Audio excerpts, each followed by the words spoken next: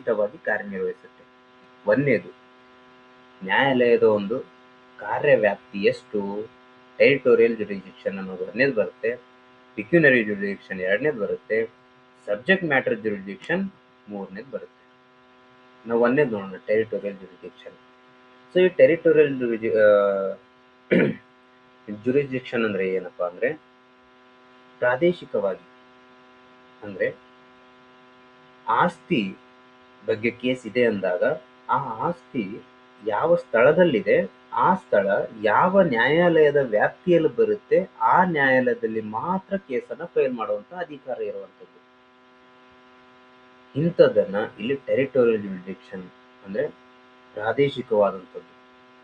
ಇಲ್ಲಿ ನಾವು ತಗೋತೀವಿ ಯಾವ ಒಂದು ಆಸ್ತಿ ಮೇಲಾಗಿರುವಂಥ ಒಪ್ಪಂದ ಆಗಿರ್ಬೋದು, ಆ ಒಂದು ಸ್ಥಳದಲ್ಲಿ ಆಗಿರುವಂತಹ ಹಣಕಾಸಿನ ವ್ಯವಹಾರ ಆಗಿರ್ಬೋದು, ಮತ್ತೆ ಆ ಒಂದು ಯಾವ ಸ್ಥಳದಲ್ಲಿ ಈ ಏನಿದೆ ಒಪ್ಪಂದ ಆಯಿತು, ಮತ್ತೆ ಆಸ್ತಿ ಆಗಿರ್ಬೋದು, ಮತ್ತೆ ಹಣದ ರಿಕವರಿ ಆಗಿರ್ಬೋದು, ಮತ್ತೆ ಇಂಜೆಕ್ಷನ್ ಸೂಟ್ ಅಂದರೆ ಯಾವುದೊಂದು ತಡೆಯಾಜ್ಞೆ ಬೇಕೋ, ಯಾವ ಪ್ರಾಪರ್ಟಿ ತಡೆಯಾಜ್ಞೆ ಬೇಕು, ಯಾವ ಒಂದು ಕೆಲಸ ಕಾರ್ಯಗಳು ತಡೆಯಾಜ್ಞೆ ಬೇಕು, ಆ ಕೆಲಸ ಕಾರ್ಯ ಯಾವ ಸ್ಥಳದಲ್ಲಿ ನಡೀತಾ ಇದೆ, ಆ ಸ್ಥಳದ ಕಾರ್ಯವ್ಯಾಪ್ತಿ ಯಾವ ನ್ಯಾಯಾಲಯದಲ್ಲಿ ಬರುತ್ತೆ, ಅಲ್ಲಿ ಕೇಸನ್ನು ಹಾಕುವಂಥದ್ದು. ಇದು ಟೆರಿಟೋರಿಯಲ್ ಜುರಿಸ್ಡಿಕ್ಷನ್ ಅಂತ ನಾವು ಕರಿತೀವಿ.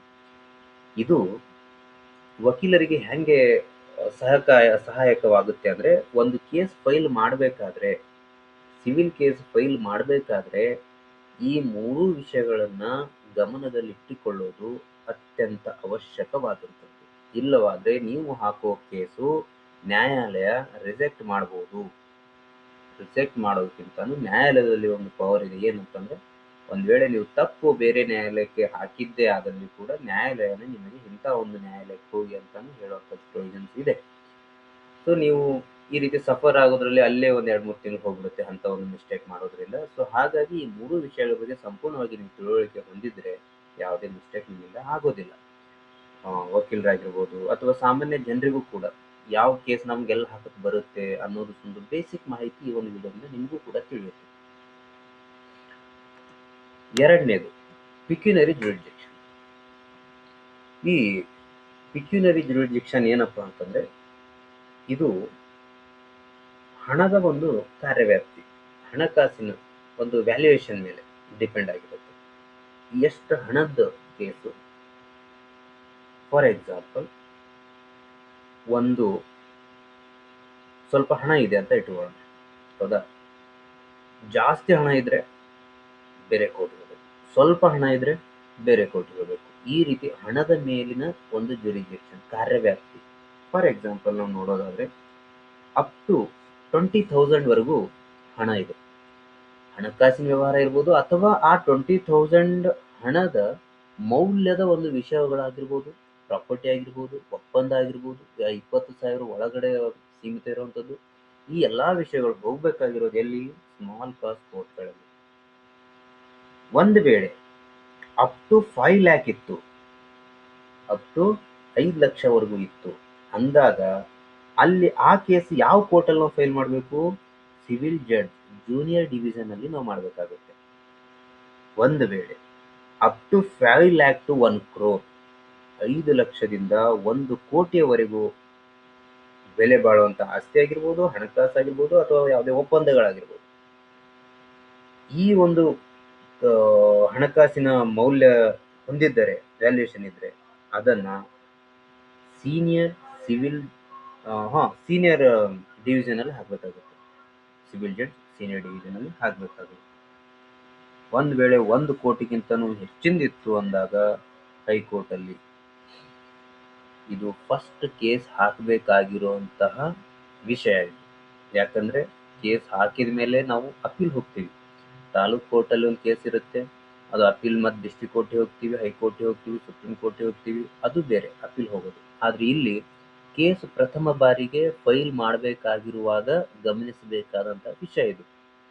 ನೀವು 50 ಲಕ್ಷದ ಮ್ಯಾಟ್ರ್ ಇದೆ, ನಾನು ಸ್ಮಾಲ್ ಕಾಸ್ ಕೋರ್ಟಲ್ಲಿ ತಂದು ಫೈಲ್ ಮಾಡ್ತಿದ್ದೀನಿ ಅಂದರೆ ನಡೆಯೋದಿಲ್ಲ, ಅದು ಅಲ್ಲಿ ತೋಳೋದಿಲ್ಲ. ಈ ರೀತಿ ಅರ್ಥ ಆಯ್ತಾ? ಓಕೆ, ಅರ್ಥ ಆಗಿದೆ ಅನ್ಕೋತೀನಿ. ಮತ್ತೆ third one, subject matter jurisdiction. Subject matter ಅಂದರೆ ವಿಷಯ ವಸ್ತುಗಳ ಆಧಾರವಾಗಿಯೇ ನ್ಯಾಯಾಲಯದ ಕಾರ್ಯವ್ಯಾಪ್ತಿ ಇರುವಂಥದ್ದು. ವಿಷಯ ವಸ್ತುಗಳು ಯಾವ ರೀತಿ ವಿಷಯ, ಫಾರ್ ಎಕ್ಸಾಂಪಲ್ ನಿಮ್ಗೆ ಹೇಳೋದಾದರೆ, ಈ ಕುಟುಂಬದ ವಿವಾದಗಳಿರುತ್ತೆ. ವಿವಾಹ ವಿಚ್ಛೇದನ ಆಗಿರ್ಬೋದು, ಮಕ್ಕಳ ಸಂಬಂಧಿತವಾಗಿರ್ಬೋದು, ಮೇಂಟೆನೆನ್ಸ್ ಆಗಿರ್ಬೋದು. ಸೊ ಇಂಥವೆಲ್ಲ ಇದಕ್ಕಾಗಿನೇ ಏನು ಮಾಡಿದ್ದಾರೆ, ಫ್ಯಾಮಿಲಿ ಕೋರ್ಟ್ ಇದೆ, ಹೌದಾ.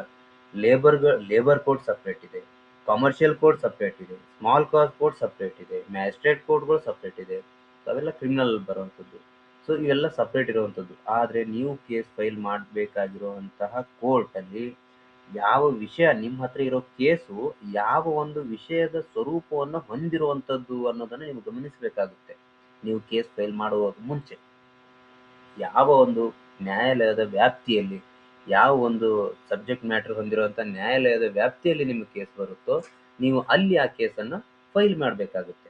ಬೇರೆ ಬೇರೆ ಕೋರ್ಟ್ಗಳಲ್ಲಿ ಮಾಡಕ್ಕೆ ಹೋಗ್ತೀನಿ ಅಂದರೆ ಬರೋದಿಲ್ಲ. ಸೊ ಹಾಗಾಗಿ ಇದು ತುಂಬ ಉಪಯುಕ್ತವಾಗಿರುತ್ತದೆ.